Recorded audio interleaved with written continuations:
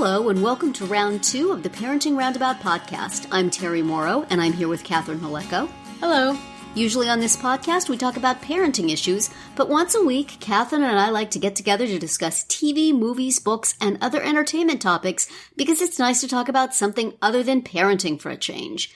This week, we're returning to some old favorites. We liked NBC's Zoey's Extraordinary Playlist quite a bit and are happy that it's back for a second season and hoping they will continue to find ways to work Peter Gallagher in some way or other. How many are there videos in the garage, maybe? He's in the credits. He's in the opening credits. So they're for this episode, I think, because he was in the little videos. I don't know if it'll be every week. We shall see. Still feel there's absolutely no reason he can't be in a production number. But, and anyway, we like Wallace and Keith. So we're watching Veronica Mars season 3 just for them. We'll talk about it, but after we talk about Zoey's Extraordinary Playlist, which we watched the episode Zoey's Extraordinary Return, which brings back pretty much all the same cast. Mm-hmm. Peter Gallagher's character is dead, but he lives on in videos. And so there is a new character, George, who I enjoyed very much and will continue to do so in small doses, please. Yes, he is a coworker of Zoey's. Yes. And you know, I enjoyed the song he sang, but I think a little goes a long way with that character, as with so many of the characters in the show. Right. And gosh, can't tell you how delighted I am that we're still going to be all up in Zoey's romantic life. She picked the one guy again. Yay! And I'm sure Simon's just going to go away. There will be no conflicts. Oh my gosh. Well, now Simon and Max and Mo are all buddies. All buddies. Which weirded Zoey out quite a bit. Yes, understandably. And I guess we're supposed to be suspending all COVID disbelief for this. Because, dude, you're starting a restaurant? Really? Really? Now's not the time. So what you're doing is you're taking Grubhub, but putting it in a brick and mortar place. Or, like, a food court. Yeah, right. I mean, Italy is a place thing. You could have all different cuisines, if only. Go to the mall, man. It's one of those things where, you know, like, people always used to complain about Studio 60 on the Sunset Strip. Yes. And even this show in the previous season, like, these businesses are supposed to, or people are supposed to be coming up with these amazing ideas. Yes. And then they have to actually have an idea for the show. And it's like, I don't think that's what you think it's going to be, but okay. Oh, well, it'll keep him busy. And it's just another way to have Max and Mo collaborate, which is kind of fun. And that's fine. But, you know, I hope there's no pandemics coming your way. Right. Don't sink a lot of cash into this. Yeah, really. But that was funny when Max showed up at Mo's door and Mo's like, I'm making creme brulee. I made 200. And there they all are sitting on the table. Hands him a blowtorch. Get going. Yes. It is fun. It is a fun show. And the way the musical numbers break out is fun. Some are more successful than others. Yes, the Hello Dolly production number was fun when Zoey returned to work. That was very fun. The family, the carry on, I mean, thematically, it's a good song. I feel like that the way I felt about American Pie, in that some of the lyrics are really appropriate. Right. And some of the lyrics are not. And you have to just kind of suspend your disbelief across them. Mm-hmm. And when the characters still have to sing them heartfeltedly, it's weird. Yeah, I agree. I wish they could just write new lyrics for those parts. Mm-hmm. I bet people wouldn't care. And, I mean, American Pie is like 15 minutes long. Like, I think you could cherry pick, you know? Yes. From any song. Like, just skip certain parts or whatever. Yes. But I guess the playlist in her head just plays the song. Yeah. Just the way it is. Gotta go with the flow. Oh, dear. And I guess Lauren Graham is leaving the show? It sure sounds like it, because they're moving her to Singapore, so unless she's going to be zooming in. Old moving to Singapore plot.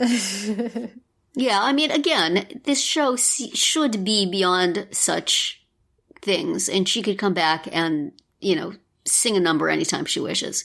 Right. But I was never that convinced by her character, so I wish her well. I hope she finds something that's a better fit. I mean, she was fine. It was, she's an enjoyable presence, but I think that she could do something else that would maybe suit her more. Yeah, I agree. And, Zoey is now the head honcho. That seems the titles like on this show. A good idea. Like, director of the 4th floor. Like, that's not a That's not Is a that job. a thing? I don't. Well, wasn't Renee Elise Goldsberry director of the 6th floor? I guess, but that's just a weird way to do things. This is the way they do it in the computer business, I guess. Catherine. We just don't know. That's how all those tech people talk. Right. And this episode, just went right on with its trend of like having all kinds of plot and like in-person meetings and discussions all before anyone goes to work in the morning. Which what time do these people get up? To baffle me logistically. Like, it's one thing when Zoe's staying at her mom's house and then like her brother comes over or whatever. I can kind of see that. I mean, they have a baby. They're up anyway. Yes. But like, I feel like Mo doesn't get up until 11 a.m. But yet Mo shows up at the house on the day she's supposed to go back to work. And is it 7? Is it 9? Like, how does this all work? She works the afternoon shift at the tech factory. Yes. Yeah. These are the things that, stop me. Like, continuing feud with This Is Us over the distance between Pittsburgh and New York. But see, the thing that always makes me feel silly about this is that This Is Us is trying to occur in the real world. And even though they've got the flashbacks and stuff. With Zoey, it's like, I'm fine with people breaking out in song randomly, but I don't agree with that she would not be at work that late. Right. It's like, that's the part that ties you up? Yes, you're right. This girl who can barely pick which sweater she wants to wear is now going to be in charge of the whole shebang, and these two guys just cannot move on with their lives until she picks one of them. And also, all it takes for them to stop being so mean to George is Zoe to say, knock it off. Isn't that going to make them twice as mean? No. Now they're going to... He had to show that he was good at foosball, and now he's one of the gang. Yeah, those two characters, Tobin and what's the other guy? Yeah, Leaf. The jerky guy. Yeah. Yeah. They go back and forth between being awful and awful, If they got a heart of gold, they're not so bad. Oh, no, they're really bad. Wait a minute. Yes, so they are. It's like... Yeah. It must be really difficult to play because you have to, I'm a corporate weasel, but maybe I'm really nice. But no, I'm having an affair with the boss. But I'm really okay. Yeah. I would like them to just not be terrible. Yeah. But they seem to flip-flop quite a bit. Mm-hmm. So, still, glad to have it back. It's a fun and entertaining show, and plot-wise, I may have my quibbles with it, but it washes over one quite nicely. Yes. As one sometimes has to just do and let it just flow by. That's right. Don't think about it too much. As opposed to Veronica Mars, which has its moments, but does not flow by like a gentle, colorful musical river, but sort of like a floating dumpster fire. Yes. And in case you were feeling a little worried about this next season, it's been so tough. It's been such a hard so many hard plot developments in these 2 years. I don't know how I feel about season 3. I hope it's not going to be really depressing. Fortunately, they've pepped up that intro music, haven't they? Oh boy, this is going to be fun. A long time ago, we used to be friends. Oh my goodness. Yeah. I almost just turned it right off because I'm like, okay, you guys aren't even trying now. They just turned up the emo notch even further. And they made all the pictures kind of, oranged out, and everybody just looks like, somebody just shot their dog, and I'm like, good times at college. But backup was there, so... Yes, backup looked fine. Backup got an appearance for once. This episode was fine. No. This episode ended with somebody having been raped and had her head shaved, so it was not fine at all. And Keith Kendall got stranded shot, in the desert. and Keith was stranded in the desert. So forget it. It was awful. It's all awful. It's always awful. Why are we watching this? Yeah. And Logan. Logan is still damaged, and Dick is super-de-duper damaged, and Veronica's got cute waves in her hair. Mm-hmm. And a very interesting wardrobe of unlikely separates. And there's a new character named Piz. He looks like something from the COVID era when you can't get a haircut for 9 months. Months at a time. Mm-hmm. What's your excuse, Guy? Well, he came from all the way far away in Oregon. Because he heard what a great educational institution Hearst College was, and he just had to go. He jumped at the chance. Welcome to Neptune. We've stolen all your stuff. Right. I mean, they made it... Beaverton is like a suburb of Portland. They made it seem like it was like a hick town in the middle of nowhere. It's where Nike is based. Just a bunch of hippies, ma'am. Mm-hmm. Mm-hmm. Oh, man. There was a lot in this show I just didn't get, and maybe it's because I don't hear stuff so well, so I have to put the volume up really high, and I was watching with my husband, and he usually keeps it lower. I should let him keep he always has the captions on. I should just keep that, because maybe then I would follow things better. Yeah. But I had trouble following a lot of the plot and who was who. I didn't realize that the guy who they finally found out had stolen the stuff was the guy who was selling the guitar. I thought it was a guy who had some stuff stolen. I was all confused about that. I just totally did not get what went down in the safe house with Kendall and... What is Cormac is his name? Cormac Fitzpatrick. Fitzpatrick. And the thing that Vinny was tracing, in which Keith, come on. Oh, come on, Keith. Veronica would not have fallen for that. Vinny is, Vinny is like manhandling your briefcase. You immediately go and check that thing. Yeah. Check every square inch of it. Come on. He was too busy cleaning his gun to think about what Vinny had done. But, But then I don't understand who shot who and why and what the significance, if Cormac shot Kendall, what the significance of the thing from Vinny was. Yeah, I don't get it at all. It should have meant that somebody else was there and shooting the both of them. And I don't... Yeah, I fully thought that... Understand. Vinny was tracking them on behalf of Liam, and Liam was the one who went there and... shot both Cormac and Kendall to get the money from Kendall. Exactly. But that is apparently not what happened, because as I learned on the podcast, Cormac is the one who shot Kendall. And I had to go back and watch it again just to be sure, because I didn't trust the podcast. Because once in a while they do get things wrong. So, but no. It was, in fact, Cormac who shot Kendall. Did he come out and say, "Hey, I shot her," or could you see it? No, you see it. You saw it. You saw him shoot her, or you saw him shoot somebody? You saw him shoot somebody. That's right. Okay. Although on the podcast they talked about how that's the end of Charisma Carpenter. They've watched the whole thing. They've watched episodes after this before, so I know they must be right. Yeah. But I don't get it. Yeah, I don't get it either. Don't make my brain work this hard, please. Right. Not for this show. Not for this show. It's just not really worth it. They need one of those characters who helpfully explains things to you in TV shows. Yes. I mean, I suppose that's why we have the podcast. Cormac needed to come out of the house and stood over Keith and said, "This is what happened, and this is why I did it, and this is what's going to happen now." Right. Goodbye. And this is how Vinny is involved. What? That's right.